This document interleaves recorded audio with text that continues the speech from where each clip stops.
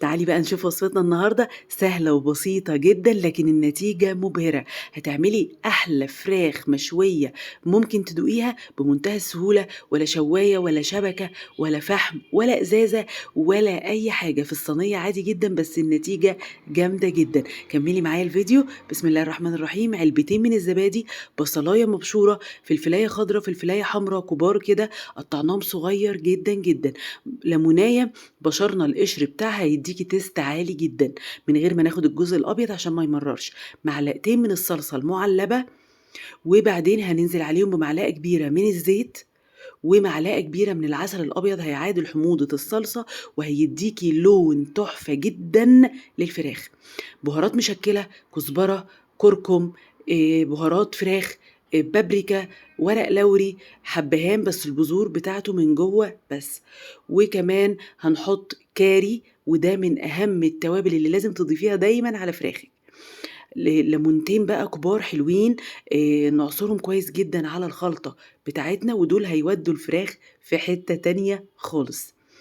هنبتدي نقلب الخلطة بتاعتنا، وهنا كنا غسلنا الفراخ كويس جدا ونشفناها قوي قوي وشرحناها زي ما انتوا شايفين كده.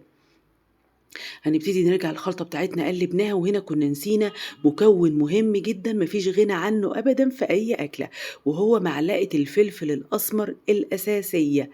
ضفنا معلقة الفلفل الأسمر، وهنا أنا كنت مستخدمة 6 أوراق لكل ورك معلقة صغيرة من الملح. بيبقى دايما في طعم المعالق بتاعنا معلقة صغيرة قوي قوي، المعلقة دي معلقة ملح لكل ورك، ما تخافيش أبدا مش هيبقى مالح، خليكي واثقة في الوصفة جدا.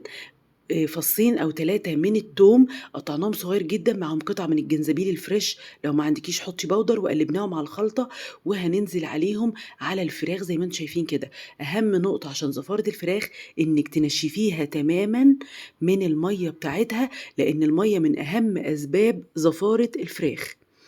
نشفناها كويس، ضفنا الخلطة بتاعتنا، وهنبدأ بقى نمسج الفراخ بتاعتنا كويس جدا. انا بوريكم ان ايديا يعني نظيفة جدا ما تقلقوش. وهنقلب كويس جدا الفراخ في الخلطة، وندعكها بقى من ورا ومن قدام، ونخلي الخلطة تتوغل جوه الفراخ، لان انا مش هنقع الفراخ قبلها بيوم، انا هسويها على طول. عايزة تنقعيها طبعا وتبيتيها في التتبيلة طبعا هتديكي تيست اعلى، مفيش اي مشكلة. دعكنا الفراخ من ورا وكله تمام، وهتبتدي بقى ندخلها الفرن بتاعنا، نكون مسخنينه كويس جدا، مغطينها بالفويل ونسيبها.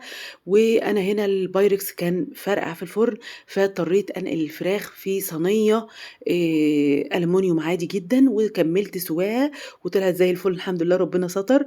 وهنا انا ما بحبش انشف الفراخ تماما، لان الصوص ده الولاد بيموتوا فيه على الرز، ملوش حل.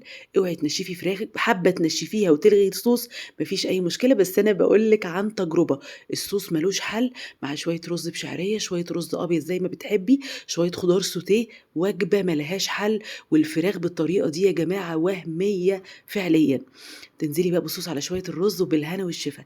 لو عجبتك الوصفه واستفدتي باي معلومه ولو بسيطه، لايك وكومنتات علشان الفيديو يوصل لاكتر حد وكلنا نستفيد. اشوفكم في وصفه جديده. باي باي.